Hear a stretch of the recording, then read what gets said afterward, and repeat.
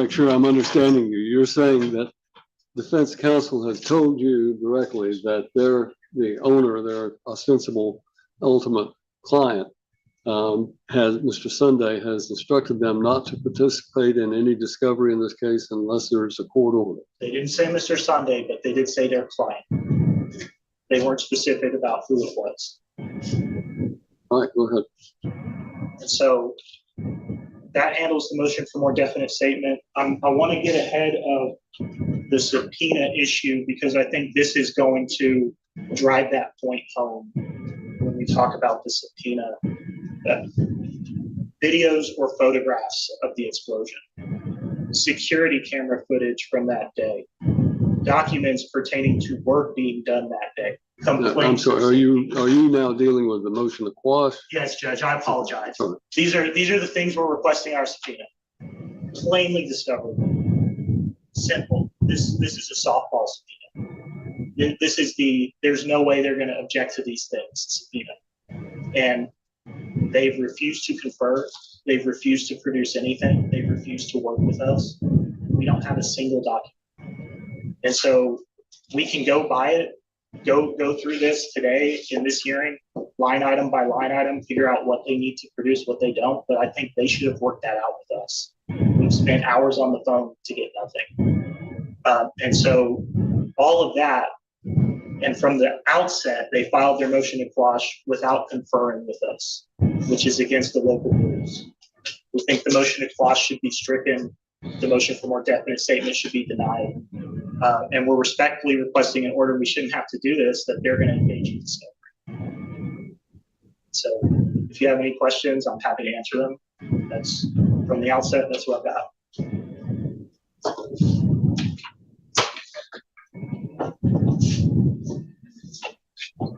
Your Honor, Mr. Pace and I and Mr. Yancey, who's on the meetings, have had a number of telephone conversations. During none of those conversations has my client, have we relayed, our clients have not instructed us to not participate. To the exact contrary, our clients have an entire team of lawyers who have been working around the clock tirelessly, gathering documents, reviewing documents, and producing documents to various government agencies I didn't even know existed. With respect to this case, the thrust of our motion for an evidence statement is that this case the court needs to satisfy itself that plaintiff has established the court's subject matter jurisdiction. Unless and until that happens, the court can't require AAC to respond to the court cannot issue an order enforcing the subpoena in case in which it lacks subject matter jurisdiction. Now, Your Honor, we can get to the motion to quash here subsequently, but I want to highlight that during Mr. Pace's argument, he asked you to deny the motion for more definite statement because it's seemingly obvious what plaintiff's theory of the case is. I'm not totally sure that plaintiff's counsel knows what their theory of the case is. They plead one theory. Then they double down on that theory in opposition to our motion for more definite statement. Then in response to a motion from a different entity, AES, the motion to quash, they come up with a new theory. Your Honor, we need to know what plaintiff's counsel's theory of the case is. That will inform both whether this court has subject matter jurisdiction, which is a critical threshold issue. It will also inform whether or not these documents they're requesting are within the scope of discovery. The scope of discovery must be tethered to plaintiff's claim. Plaintiff's claim currently is that AAC controlled, operated, and owned the building. That is not what their discovery requests go to. And moreover, with respect to their discovery requests, to the extent that their theory of the case, this is a premise liability case, AAC somehow knew what AES was doing. None of their discovery requests go towards any communications between AES and AAC. There is not one request that asks for documents saying, what did AAC know? What did they know about? And when did they know? They say that that Mr. Sunday signed the lease. That's not sufficient to pierce the corporate veil. It's certainly not sufficient to prove that AAC knew or had constructed. But like I said, Your Honor, we'll get to the motion to quash next. But for purposes of the more definite statement, our arguments essentially remain unrebutted. That the case, they've brought a case, they've identified AAC, they've said something happened, AAC must be liable.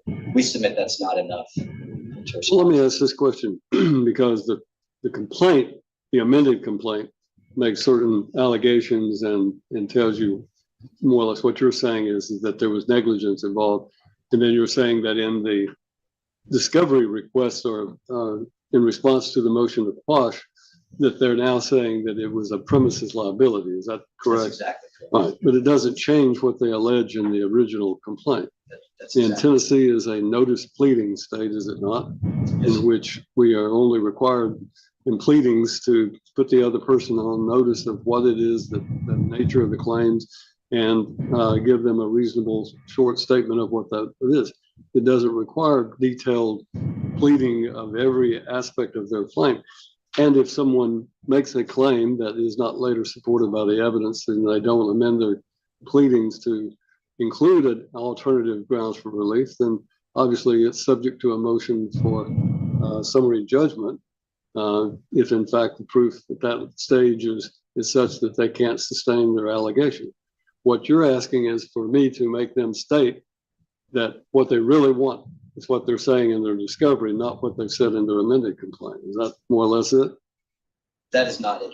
As the complaint is currently pled, it appears that this case belongs to workers' compensation. I understand what you're saying. As plaintiff's theory of the case, they put forward in a brief to the court, were that in the complaint, it still likely would not survive because it lacks any kind of specificity as to who did what, when, where.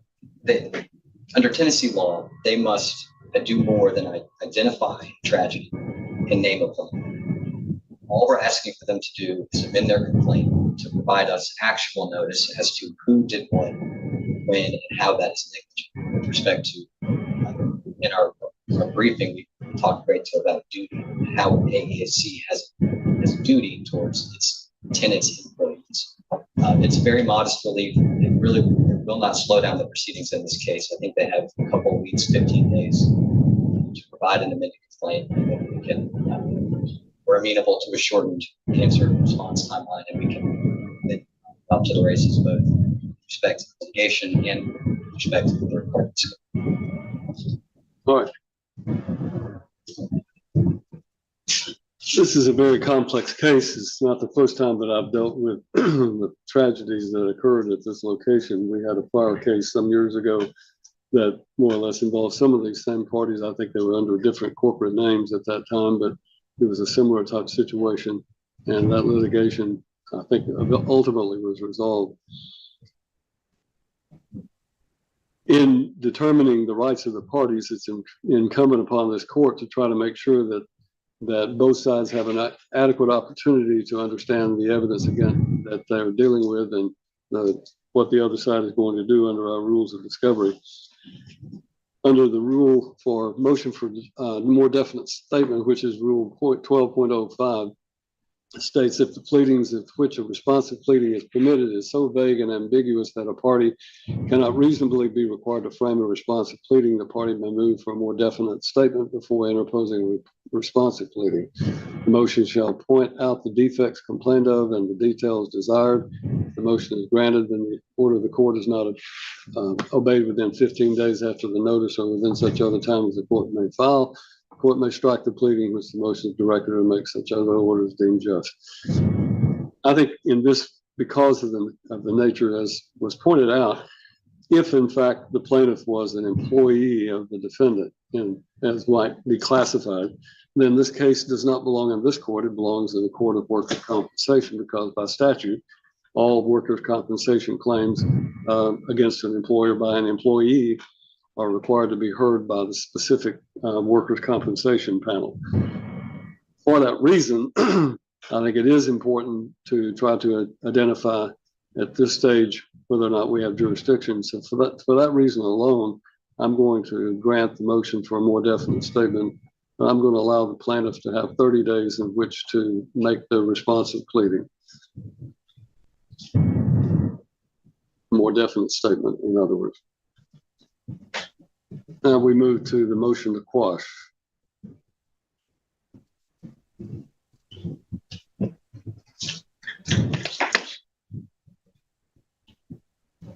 Thank you, Your Honor. With respect to the motion to quash the subpoena,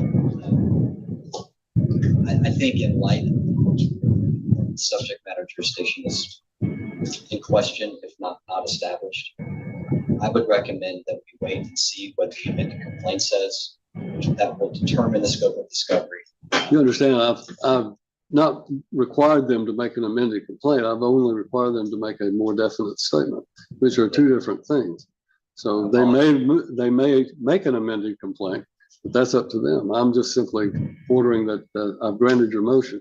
I would agree, but by the same token, this is the case that I think needs to be moved along, and it does not need to languish on the court's docket. And, you know, if the plaintiff, I want to hear from them, as to whether or not they want to proceed with discovery while they're doing their amended complaint. And he's nodding in the affirmative, so I'm taking it from his nodding that he does want to proceed. So let's go ahead and deal with your motion report. Okay. With respect to the timing here, plaintiff's counsel makes a lot of the statute of limitations expiring in October 10th, which is 5 months away. There's two things there that I think are important for purposes of this motion. The first is that AES, who is subject to the subpoena and who makes the motion to quash, and AAC, who they reference in their opposition brief, neither one of those entities, neither of my clients, are really concerned with the statute of limitations. We are not trying to run out the clock to say for our purposes. As your honor has noted, AES can't be sued because they were plaintiff's father's employer. AAC has already been sued. So neither of my clients have any interest in delaying this case for purposes of running out the statute of limitations. I think the second point that's important is plaintiff's counsel is, I think, misframing why this case has taken 6 or 7 months to get where we are today. The complaint was filed on October 16th, but it wasn't served. They amended their complaint a week later, but didn't serve it until November 14th, so a month ago. On January 22nd, we filed our motion for an evidence statement. We did so because we accepted service of the amended complaint. Plaintiff's counsel served the initial complaint. They served us with the wrong document, so we got 60 days to respond. Then in March, plaintiff's counsel served AES with a subpoena that is the subject of the motion. And at this point, Your Honor, the case has been pending for 5 months. We timely moved to quash the subpoena, and we worked with plaintiff's counsel to schedule the motion for a year. So they make a lot about the amount of time that has passed since they filed their complaint, but it has not been as a result of AAC or AES's delay, refusal to schedule this hearing. Your Honor, so there's not really a delay on the part of defendant or AES. And frankly, Your Honor, there's really not a rush. We're not at the rush stage yet. Like I said, AES has been working tirelessly to collect its documents, review them, and then produce the requested documents from government agencies. Should the court determine that some of these subpoena requests documents are within the scope of discovery once we have their more definite statement, AES is more than capable of quickly reviewing producing documents in response to those requests. But like I said earlier, regardless of the timing issue, AES can only be ordered to produce documents that are within the scope of discovery before we can know what those documents That's all we need to know what the scope of discovery is, which I think we'll have a much better idea once plaintiffs defense counsel has provided a more definite statement. But without any idea of what the scope of discovery is, we just can't know whether their requests come within the scope of discovery. 26.02, as I noted, 26.02 requires the discovery be tethered to the plaintiff's claim. And we need to know exactly what their claim is before we can responsive documents. Thank you.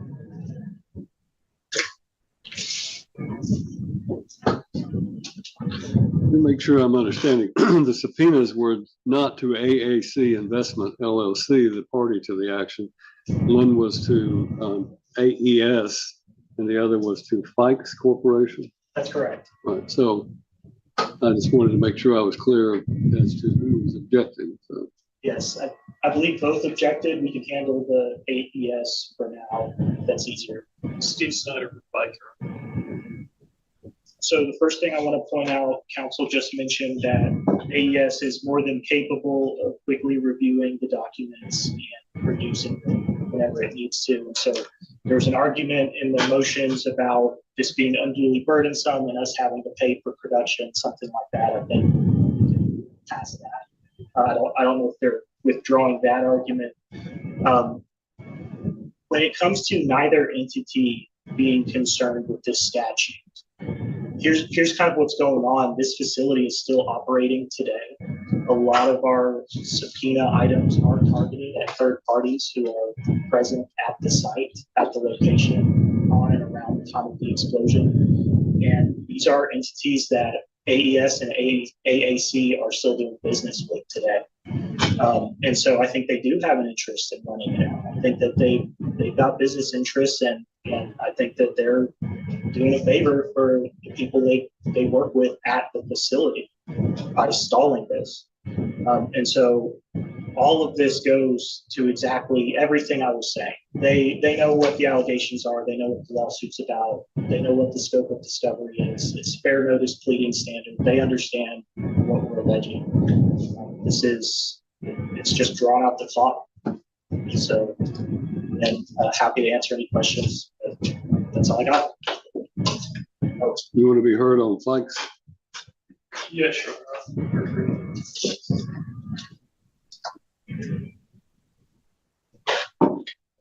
Good morning, Your Honor.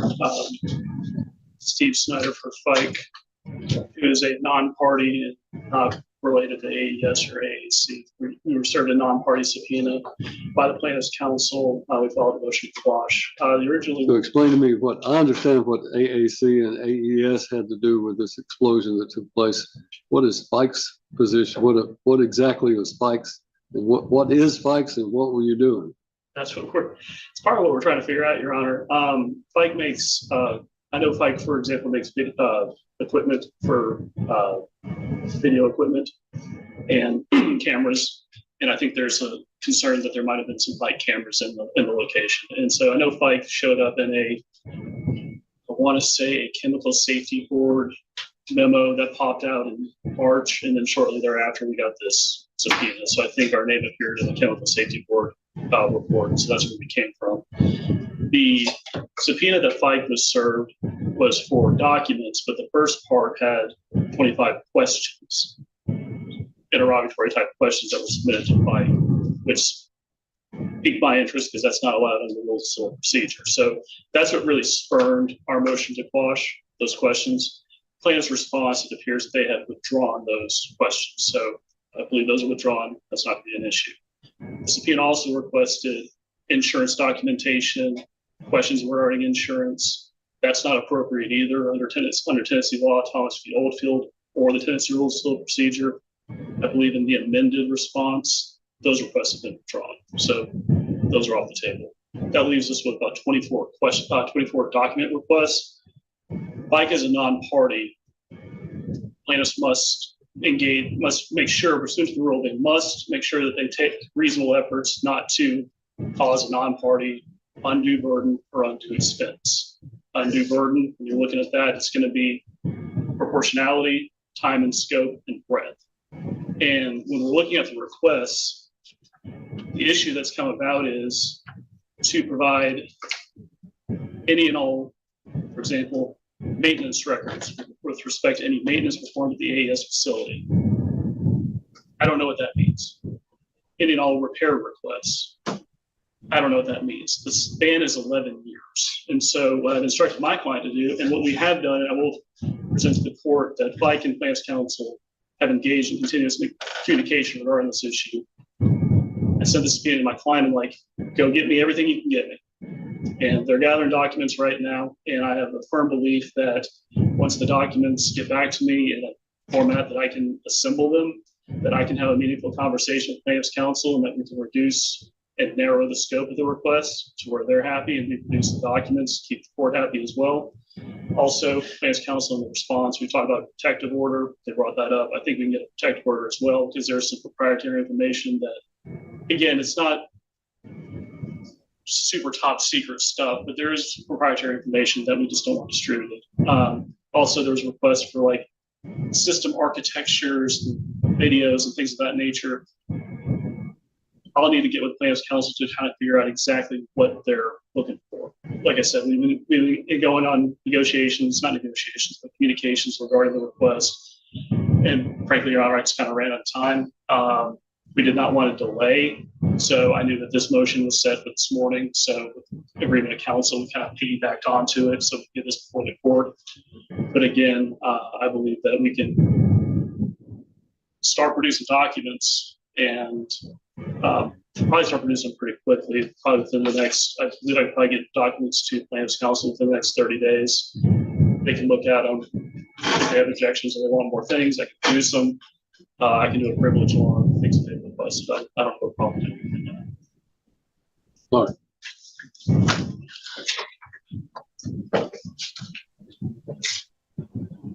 Judge, real briefly on the FICE subpoena, if I may. What I'm hearing is that they're generally agreeable to producing documents related to this explosion. That's what I hear. And so what I'll be asking judges in order that they produce the documents that they believe are responsive to the subpoena, subject to objection. I'd ask it be done in the next 2 weeks. I think we could live a little bit more. This has been pending for quite a while. And I would like to at least start seeing where we are with the documents. He said 30 days. You're saying 2 weeks. If I may address that, Your Honor. So again, I need to get documents assembled. I need to send them back, make sure that I'm not missing anything, and I get in the Plaintiffs' Counsel. I can't do that in 2 weeks. I do need 30 days. I'm going to give him 30 days. I understand, Judge. In that regard, after that's done, if there's any issues we need to bring to you, because we're ruling at that point, that's when I'd say we do it. Otherwise, we can. Well, both of these motions to quash, it seems to me that preliminarily I'm going to deny the motions to quash, but allow the parties to negotiate the exchange of the information and give them 60 days to try to resolve that. If there is an ongoing issue regarding that, then you can contact me and I will arrange a hearing. It may be out of this county. It may have to be in another county because I'm here for a month term of court, and then I move to the next county, which where am I going? In July, I'll be in Cheatham County. So I think that the simplest thing would be just preliminarily deny the motions to quash, but reserve both of the defendants or all the parties who have moved to quash, reserve the right to re-argue or to reassert their motion to quash.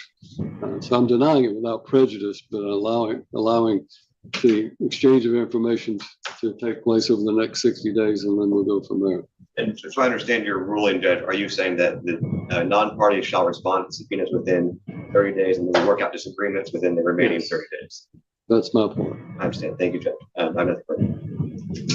So if we're clear on the motions to quash, I think it is important to try to get as much relevant information. The rules of discovery allow for all you to discover any information that's relevant or might lead to relevant information. So they're extremely broad, but there is a standard by which you can become burdensome and overly expensive, especially to non-parties. So for that reason, I'm going to give you 60 days to try to resolve these issues about the subpoenas and expect that they be complied with. If there is an objection made to the broad or scope of that, then we'll deal with it down the road. So I want to give plaintiff the 30 days for their filing of their motion for bill of particulars of it, and then hopefully give some time after that for this exchange of information. I understand. Thank you, Judge. Anything else? For some reason I didn't think it was going to be that simple. Just one thing. So we appreciate Your Honor's ruling of 60 days, 30 days to. I don't know that you really appreciate Well, it. I understand it. What I would ask for is a slight modification for AES. Their more definite statement will be filed in the next 30 days. At that point, we have 30 days to produce documents, and then an additional 30 days to negotiate. So our AES 60-day clock. You have any problem with that?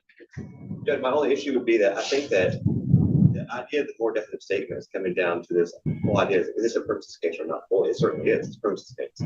Our pleadings are that they had control over the facility, and they're attempting to say that we're saying that they had control over the The people. motion for a more definite statement is not the same as the amended complaint. That's the way I read the rules of civil procedure.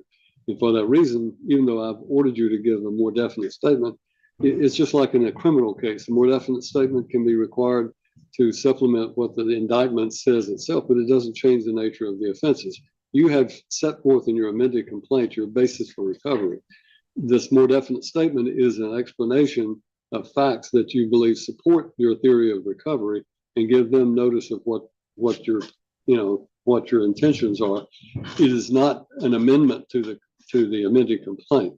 And for that reason, what you're asking is that once you have 30, let them have 30 days to file their their bill of particulars. And then from that point, you want 30 days to comply. That's correct. And the reason for that is I think the more definite statement will give everyone a better idea of what their claim is, which will give us a better idea of the scope of discovery. And until we know the scope, a lot of their discovery requests appear to be fishing expeditions in search of other entities to sue, which is not AES's duty to provide, and it's not incumbent on discoveries. Because I believe that all of the documents that are contained in our subpoena to AES are discoverable under theories that have been pled under the existing amended complaint. Well, I'm not going to, again, AES is not a party to this action. So they're a non-party. And under the rules, basically, the rule 45.08 basically states that a person responding to a subpoena need not provide discovery of electronic. So on a motion to compel discovery or to quash, the person from whom the discovery is sought must show that the information sought is not reasonably accessible because of undue burden or cost. If that showing is made, the court may, and it goes on to talk about other things that I can do to specify conditions for discovery, including the allocation of cost. It is, the plaintiff is arguing that their basis for the recovery is sufficiently set forth in the amended complaint. Your argument is essentially saying, yeah, but I don't agree with that being the basis of their recovery, and therefore I would like to have them file this motion, this bill of particulars, so I can find out if my theory is right, that they don't really have, that this court doesn't have jurisdiction. But I think in order to allow the plaintiff to properly file its motion for this, its bill of particulars, that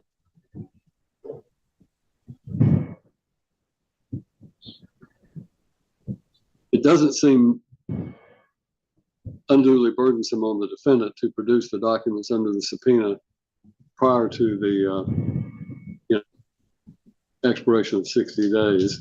So I understand what you're saying is essentially you would like to have your 60 days start to run after their 30 days.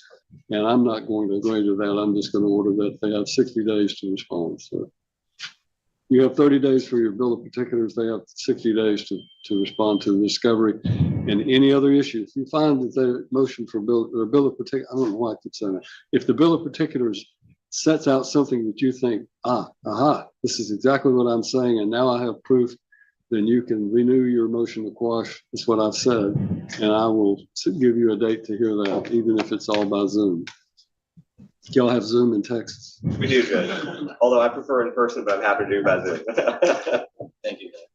Well, I'm going to tell you that I went to law school.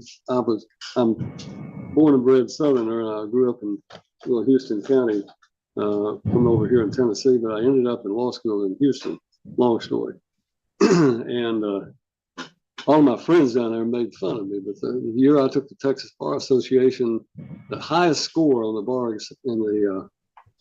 exam was made by Paul Sexton, who was one of my classmates at the University of Houston. He was a chemical engineer, a graduate of Vanderbilt University from Nashville, Tennessee. So they had us all gathered there in Austin, Texas for the swearing in. And I know y'all really want to hear all of this, but anyway, he was asked to speak. He got to speak to the assembled group, and they had the Court of Criminal Appeals, the Court of Civil Appeals, and the Supreme Court of Texas up there. The Chief Justice of the Supreme Court was introducing him and said, now, our highest score on the bar exam was Paul Sexton. He's from Nashville, Tennessee. He says, but don't worry, I've checked, and he's wearing shoes today. Why are y'all laughing?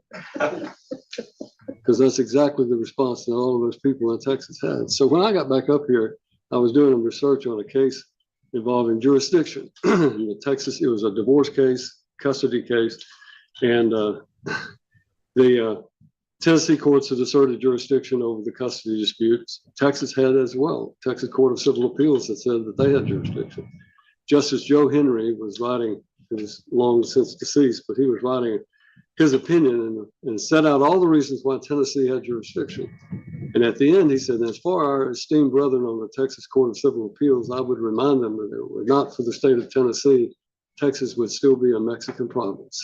So I photocopied that. I made a copy of that, and I sent it to every one of my friends in law school who had laughed at that and highlighted it. But anyway, I still have my Texas law license. It's rendered inactive, but I went through hell and high water to get it, and I wasn't going to give it up, even though I'm back here. So, anything else before we adjourn? Nothing to the plan, Charles. We'll prepare the order. Thank you. I appreciate it. We're going to stop doing our circuit civil docket call. The next thing I have is our chancery docket. Yes, sir. Thank you. Thank you.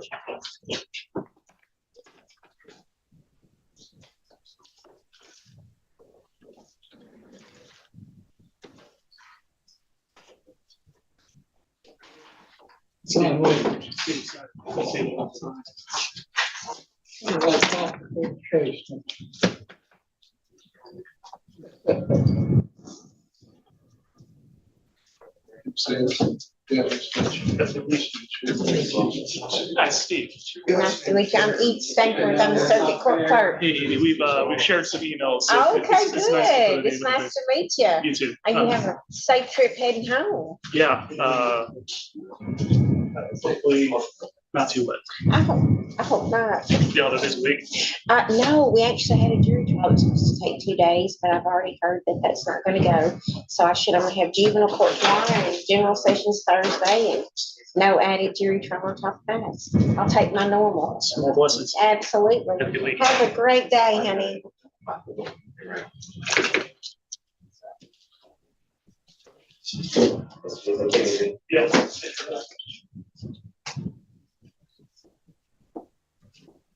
Yeah. Yes, sir. I was just sitting there and thinking about all those lawyers.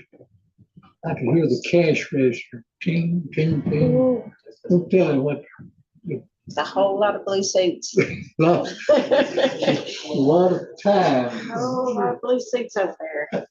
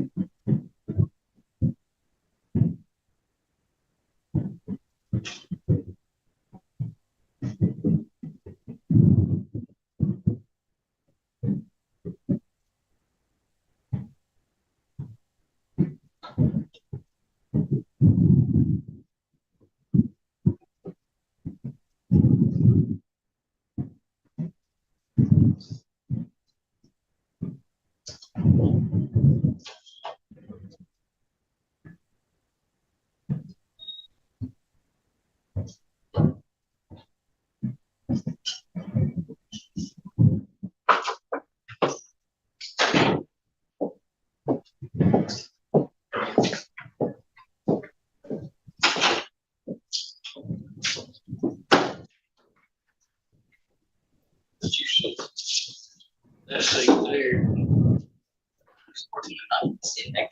Okay, perfect.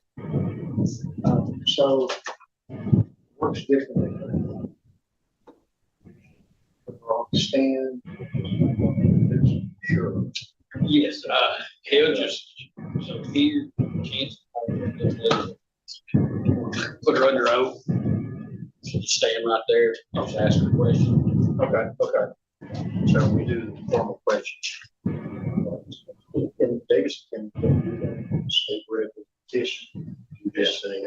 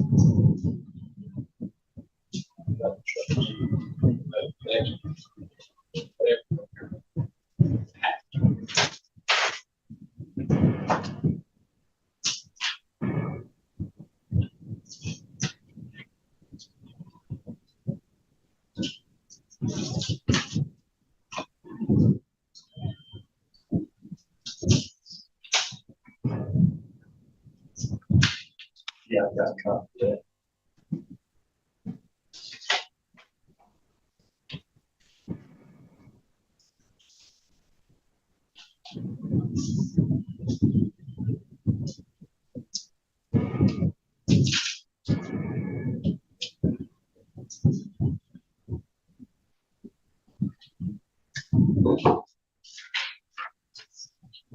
So what's total?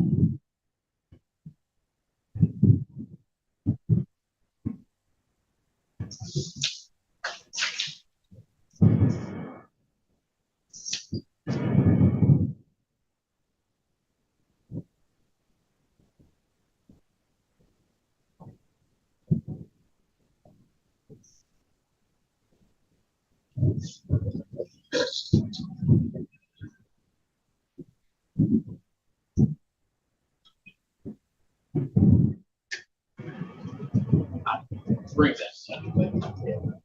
That's the news.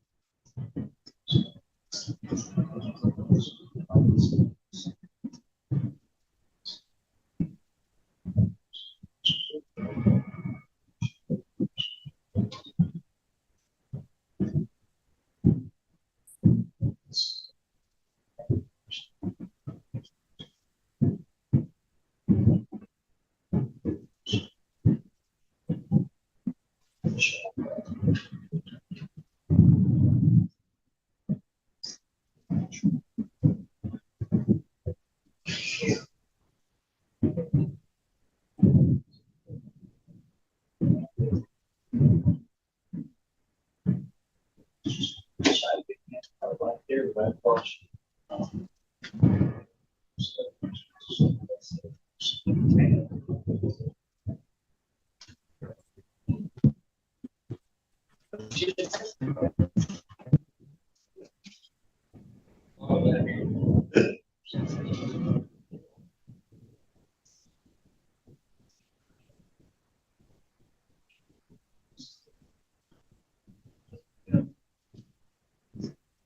Right. Where's your home? Yeah, it's on third eye.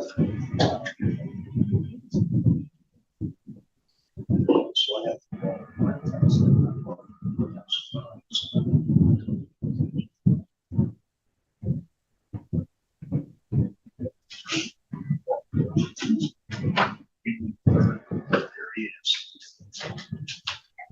You know. No. No.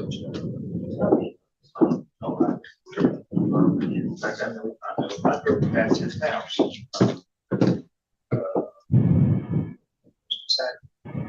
Me and his son. What's his name? Trent? Yep. Yeah, I had some. Good stuff. Yeah, and I live in the same neighborhood, so exercise.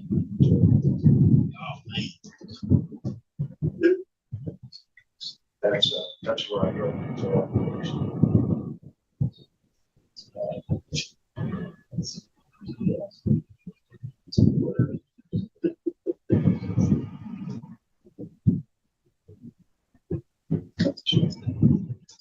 Haven't you get back coming in this morning? No, I didn't. I didn't get caught in it. Luckily, did Lucky you? Did you? A little bit. I had an umbrella. So I didn't Yeah, get too I had an umbrella too, just in case. So.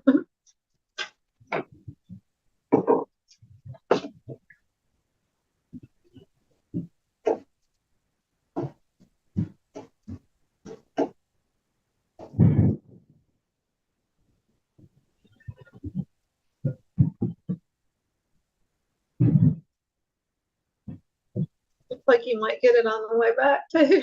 Walking back over there.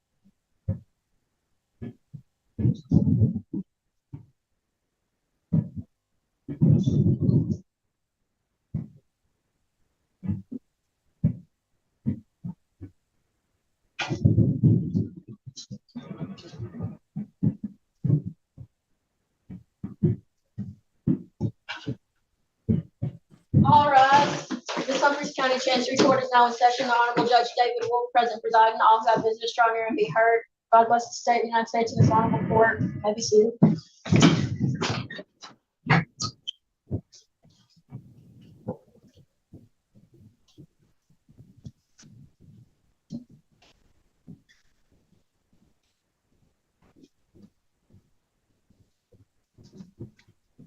Hi, good morning. We're going to start the the chancery docket. My microphone is dead. We'll try again. Call the first case. 2026 PR 21 regarding William Albert by Billy Dean Albert. Good morning, Your Honor. Chris Johnson with the petitioner. Billy Dean Albert, we have before you a petition to admit the last will and testament, or a copy of the last will and testament of William Thomas Albert for the purposes of establishing muniment of title.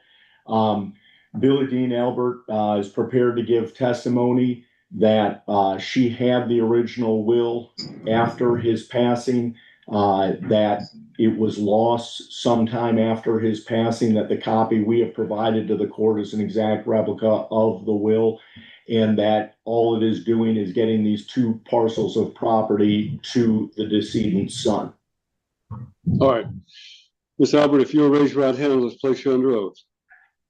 You solemnly swear or affirm the testimony you're about to give in this case to be the truth, the whole truth, and nothing but the truth, so help you God. I do. All right. Go ahead, Mr. Johnson. Thank you, Your Honor.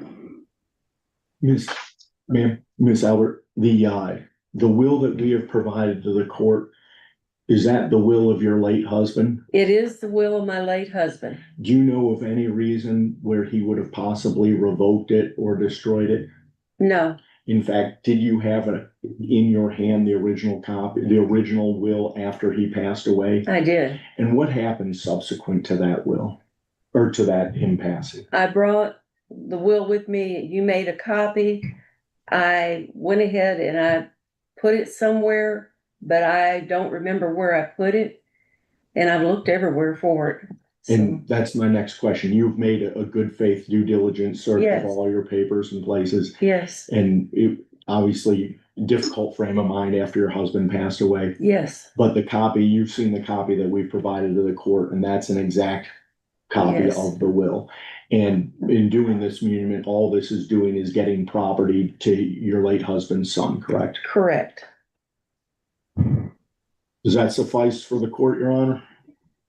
Ms. Albert, I would have to say I've had exactly that same experience with some things that I put them where I thought I'd know them, exactly where they were, and I go back to find them and I can't find them anywhere. So I thought I will did admit- too.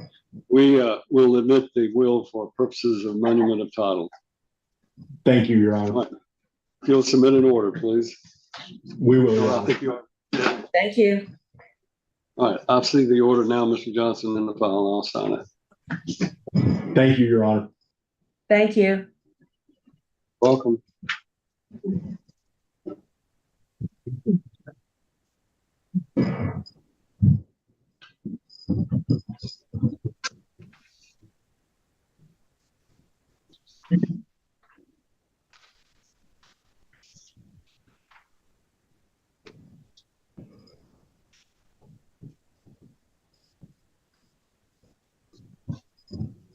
All right,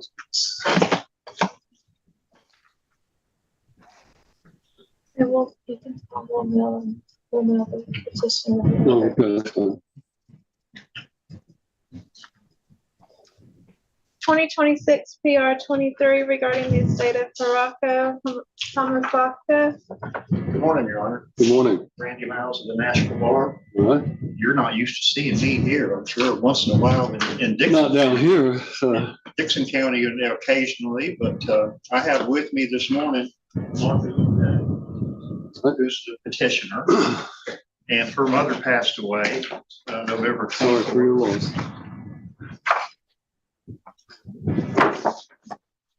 Let's go ahead and have her placed under oath. If you'll raise your right hand, please.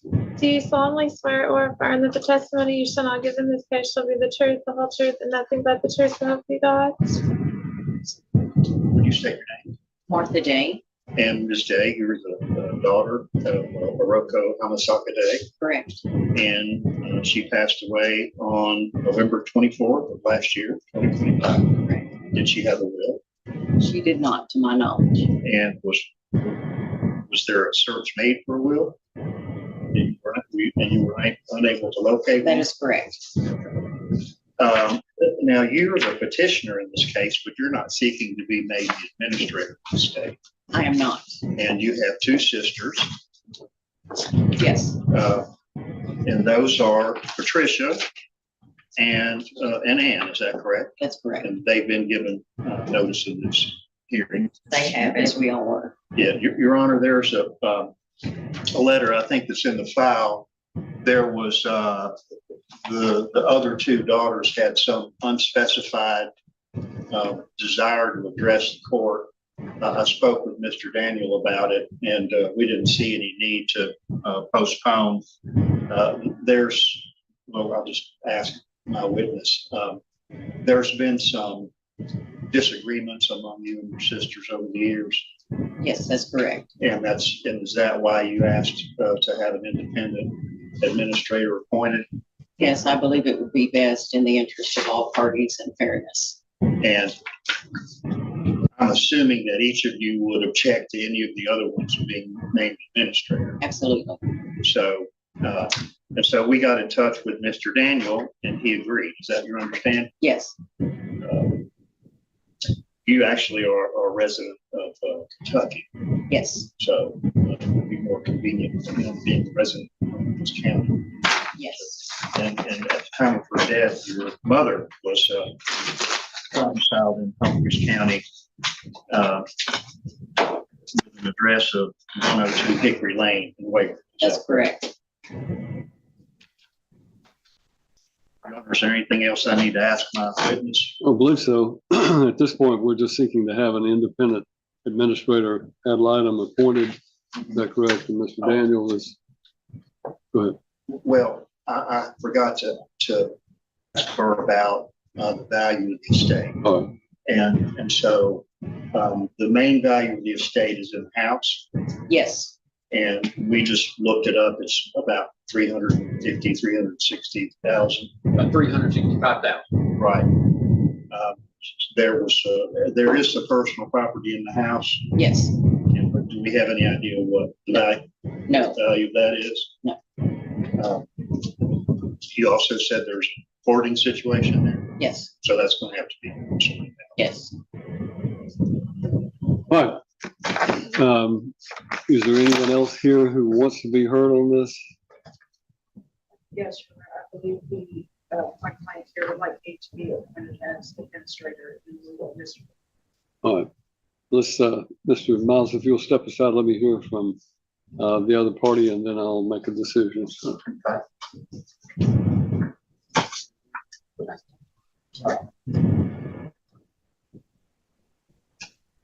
Good morning. We have been retained by Ms. People here. What is your name? Rebecca Love. Okay. And where are you located?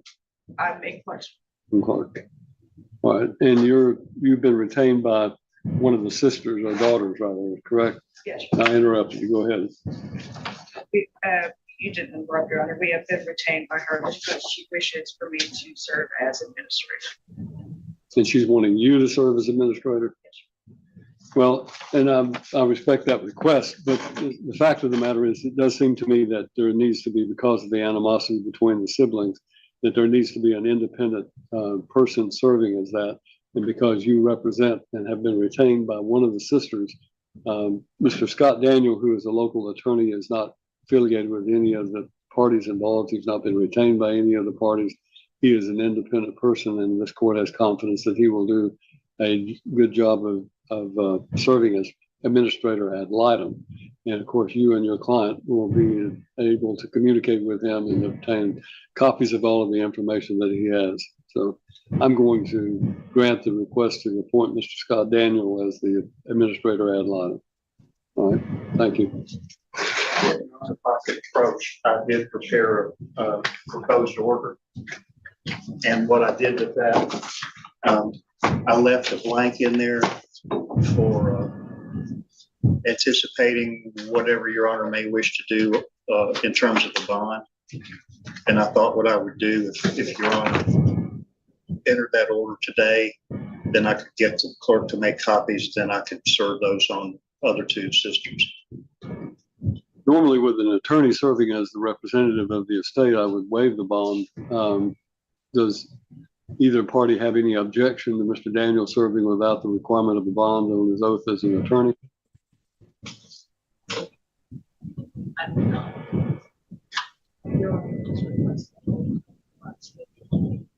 So that'll be part of the order.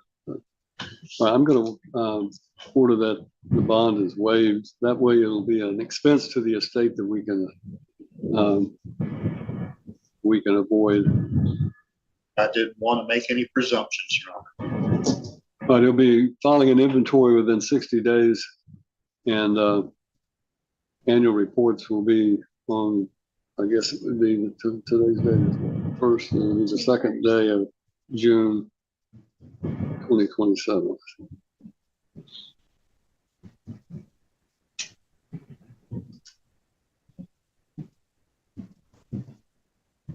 All right, sign the order.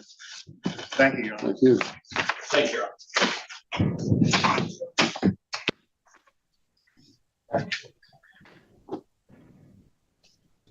2026 CV 53 Teresa Lott versus Christopher Lott. Microphone at the stand on doesn't seem to be. Okay. Yes, sir. Just excellent. Keep your hands on your pockets, please.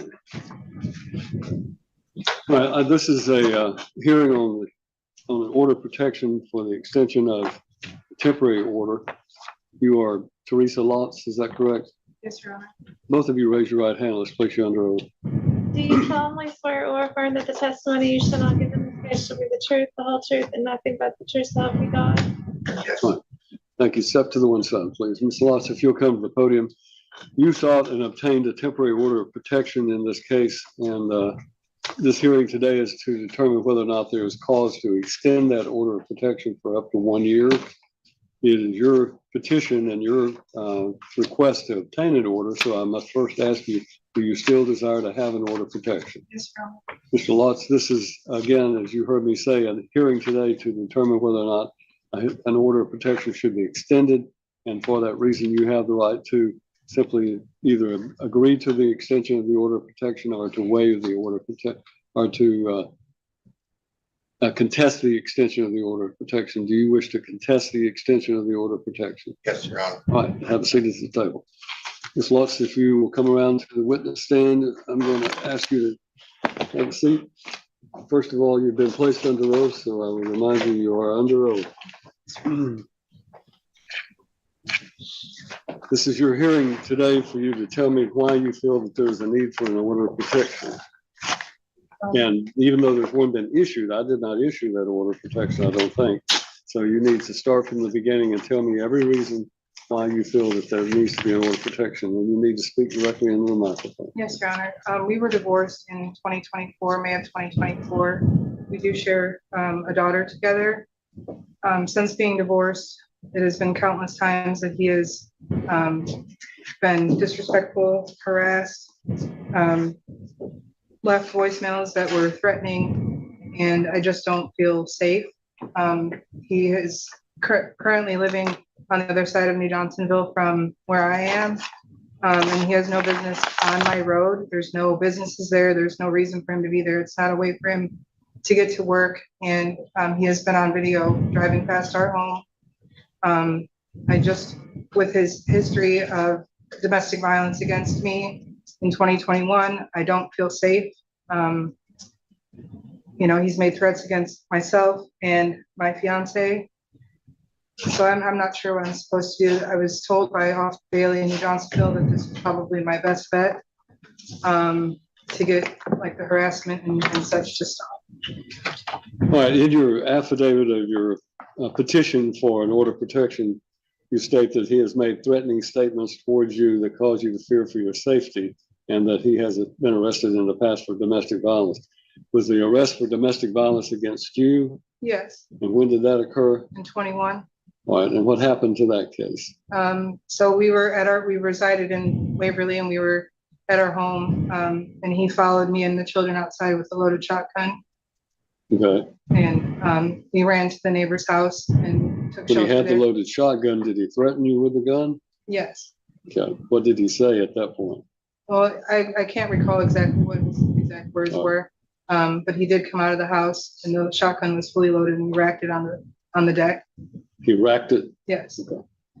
Then you said that he had left you a threatening voicemail. What, on April the 19th?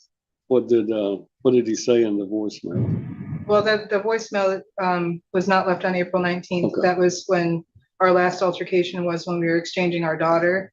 But the voicemail stated that I needed to answer the phone, or he was going to come get my ex. And you took that as a threat against you? Yes, sir. And then you said he threatened you and your boyfriend on April the 19th during the exchange of your daughter?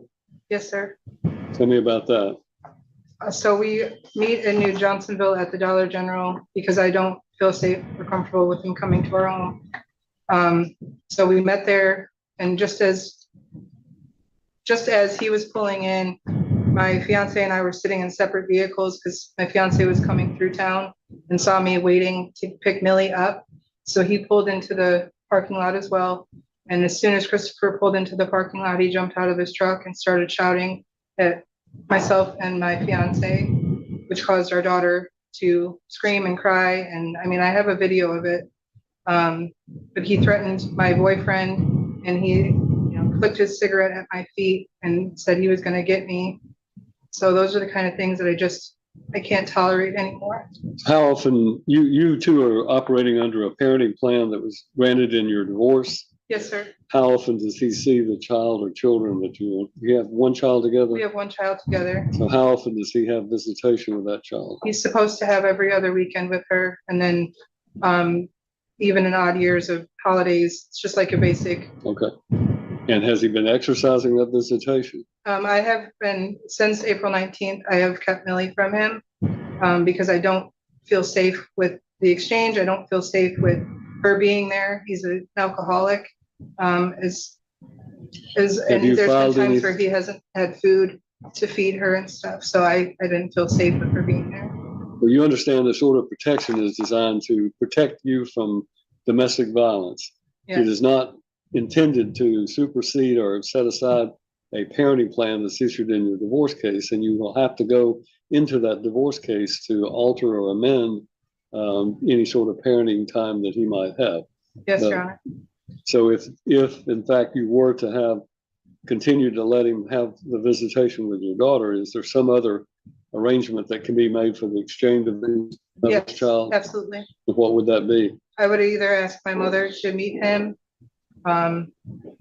That's really my only other option. I'm a transplant here from Chicago. I don't have any other family except. But your mother lives here? She lives here in Waverly, yes, sir. How does she and your ex-husband get along? I would say it's, fine. I wouldn't say there's any animosity there. Right. Anything else you want to tell me about the situation? You and your allegations say that he's driven past your home and that he has verbally told you he wishes death on you. Yes. Okay. Can you tell me when that was? I can't remember the exact date of when that was, but like I said, it's over the course of the last 2 years, and this is where we're at because of it. It's just compiled and compiled and compiled. And All right. Mr. Lutz, you're representing yourself, and as a result of that, you have the right to ask questions. It is not a point for you to argue with her, but rather for you to ask them in a question form. If you want to do that, you need to come to the podium, and we'll let you ask whatever questions you want.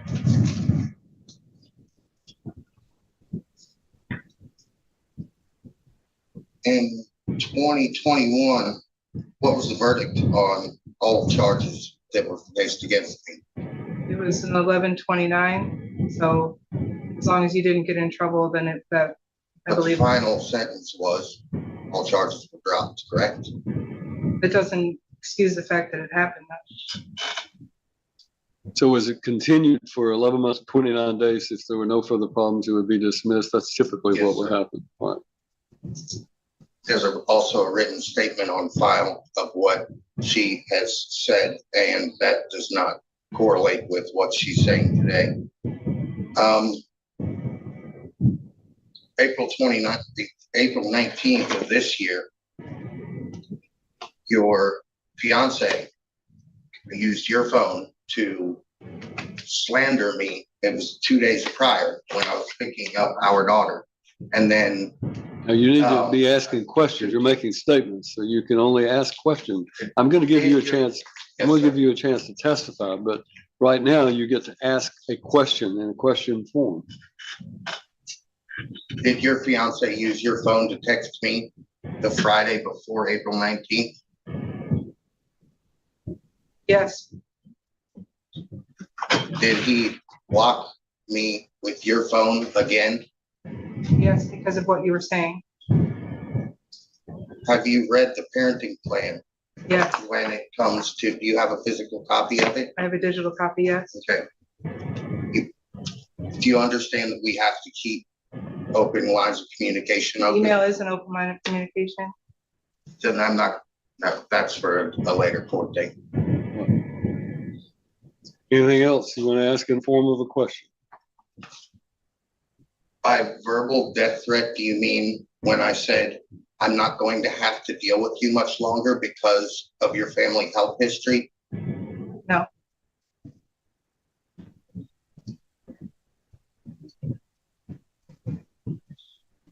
I've got no further questions for her.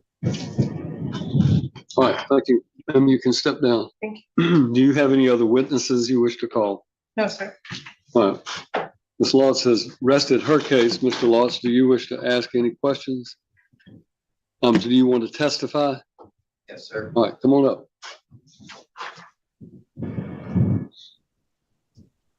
You have previously been sworn, so have a seat, and I'll be glad to hear whatever you have to say. Your Honor, I feel like this is nothing more than a manipulation tactic and parental alienation. The only time in our 12 years together and now almost 3 years divorced has been any physical domestic abuse. Teresa Louth was the aggressor. You can go back and look at the sworn statement that was made by her about the problem that we had in 2021. And the 15th and the 22nd, I had Officer Simpson on the 15th, and then I can't remember the other officer's name, come to my house and talk to her. She said that we weren't dealing with the parenting plan just by the book, by the letter, and that we would go back and forth. And that was the weekend after Mother's Day, the 15th. The 22nd, the officers went to the wrong house. They went and knocked on the door. And so the only reason I drove past the house was to get the address to call the officer back. Because I haven't had her address since she moved there. And I just feel like I'm getting parental alienation. When you say parental alienation, is that because of the fact that you've not been allowed to see your daughter? Yes, and it's not the first time. This past few weekends, it's not the first time. She says that she makes the allegation that you're an alcoholic and that she's fearful for your daughter's safety. How old is your child? 8. All right. And do you drink alcohol? I do, but I actually recently quit, but I've not drank in front of my daughter it was 2023. It was it was during the very beginning of the divorce, and I was at a friend's house. But no, my daughter has not seen me inebriated since I left the house before the separation in September of 23. So what is the problem between you and her right now? How would you characterize what's going on between you and her? She says you threatened her. Is that true? To my recollection, no, I've not ever said anything physically threatening or directly threatening. I may have said things that were nasty about me just waiting for her to follow her family health history due to family or lifestyle. And what do you mean by that? Everyone in her family passes away before 65 or 70. And then I wouldn't have to deal with her much any longer. All right. Anything else that you want to tell me about this situation? No, Your Honor, I just want to see my kid. I don't care if I never set eyes on her again. Good. I don't want to be in the same room with her. Ms. Lotz, do you have questions you want to ask him? This is your opportunity to ask questions. All right, then thank you. Step down.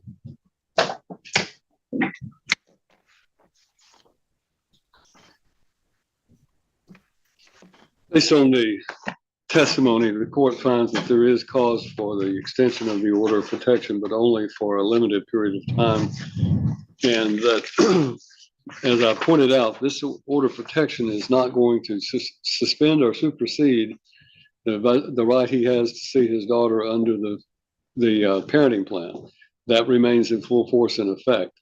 And therefore, the only modification I will make is that the exchange of the child will continue to take place where you've been exchanging it, but that the maternal grandmother will provide transportation for Mr. Lotz to meet his the grandmother of the child to get the child so that you don't have to have interaction.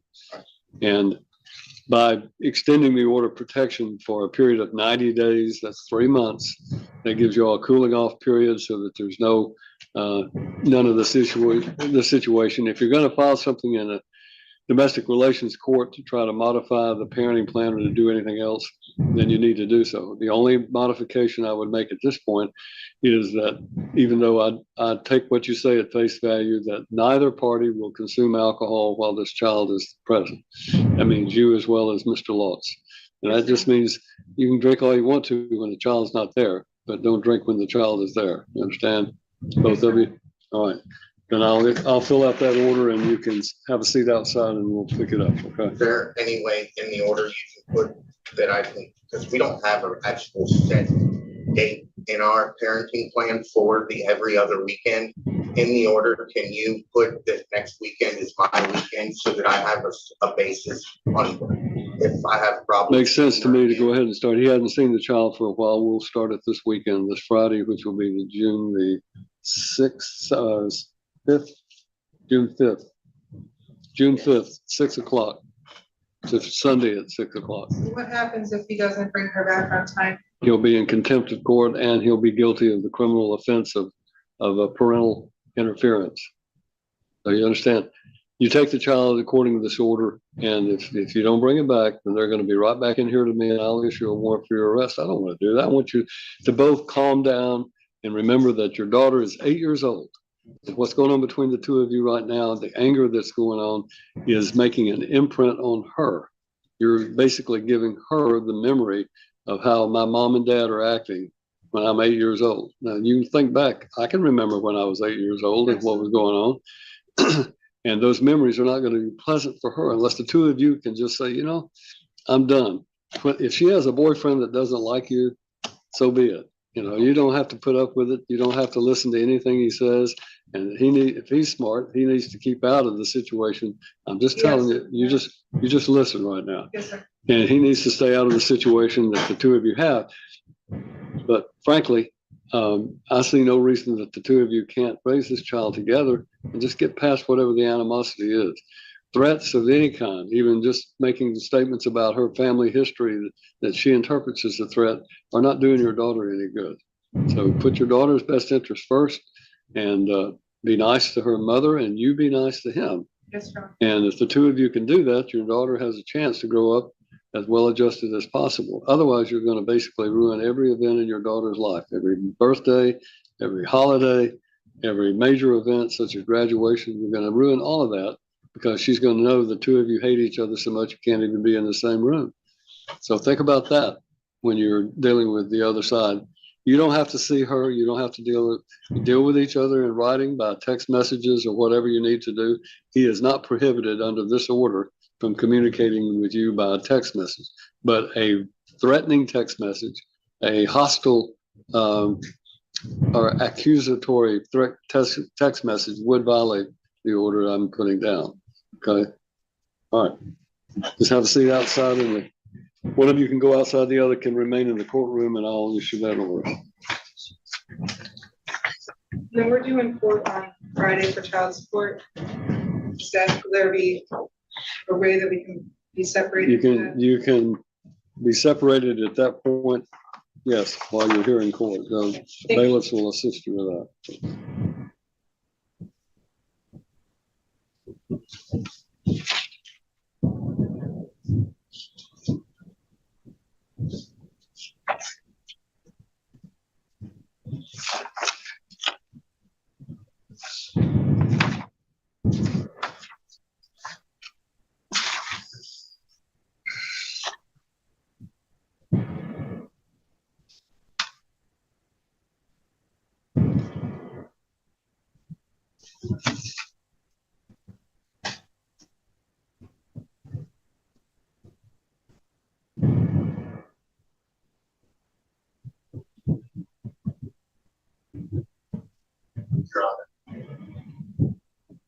Yeah, Since I'm going to have no contact order with her, will I just contact her mother?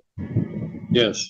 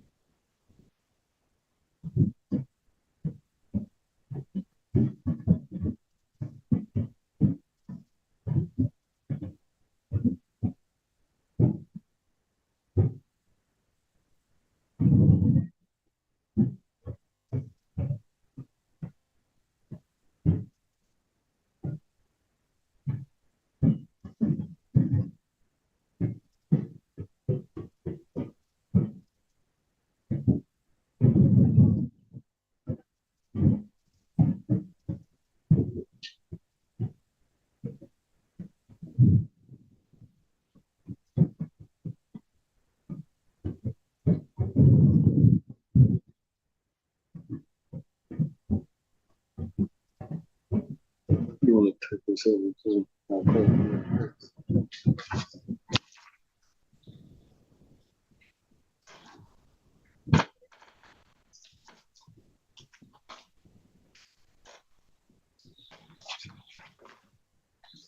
Kendra Michaela Killebrew versus Philip Alexander Killebrew. Go come up, please.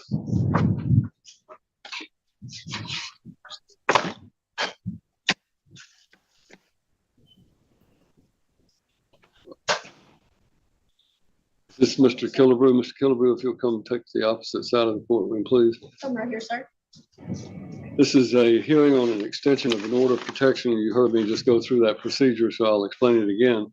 There was a temporary order of protection that was issued in this case and served on the defendant on May the 26th of 2026. This hearing is designed to determine whether or not there should be an extension of that order of protection. Ms. Killebrew, you are the petitioner. Are you asking to extend that order of protection?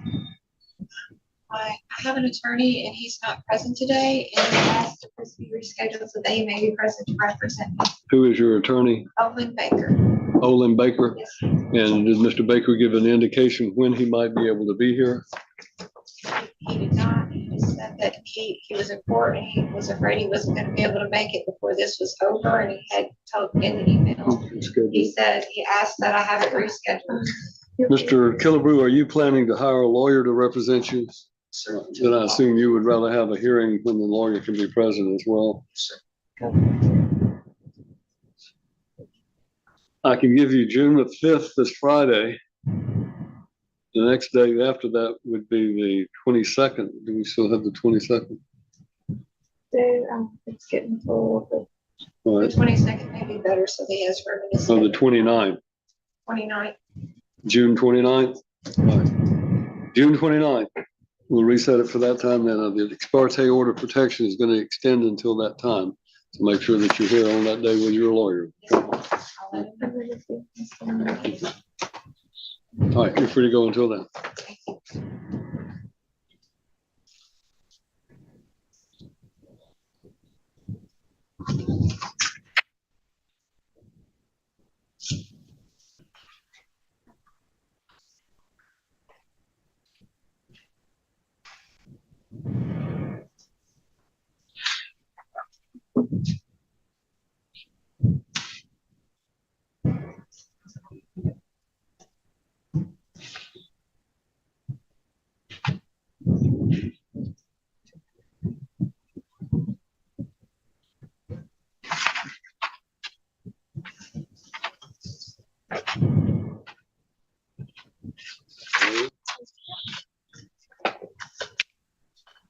All right.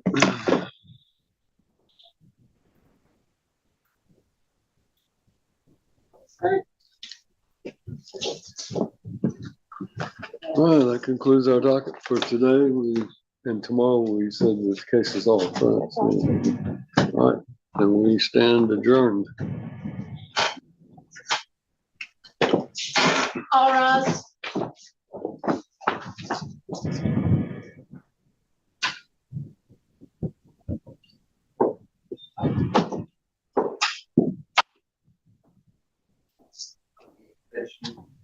Ma'am, does he need to give me paperwork before I leave?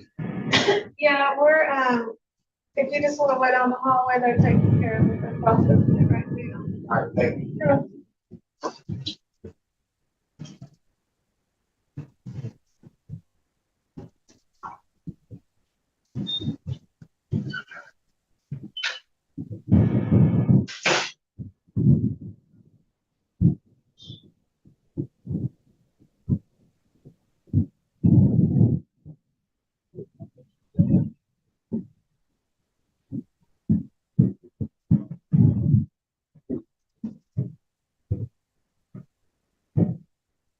What started as a routine court session quickly turned into a day filled with warnings, tough decisions, and moments of accountability. One of the first dramatic moments came when a defendant failed to appear for a scheduled creditor's examination. After confirming proper notice had been given, the judge wasted no time issuing a bench warrant and setting a cash bond, making it clear that ignoring court orders would not be tolerated. Later, another defendant appeared hoping for more time to pay a debt. As he repeatedly explained his financial struggles, the judge grew frustrated with the long explanations and interrupted him, demanding direct answers. The judge reminded him that private agreements not placed on the court record carry little weight and that missed payment obligations have consequences. The most intense exchange of the hearing involved a woman who had repeatedly failed to appear in court. After reviewing her history of missed court dates, the judge delivered a stern warning. He told her she was playing with fire by ignoring the court and increased her bond to $10,000 with a 10% requirement. The judge warned that if she failed to appear again, the next bond could be set at an even higher amount.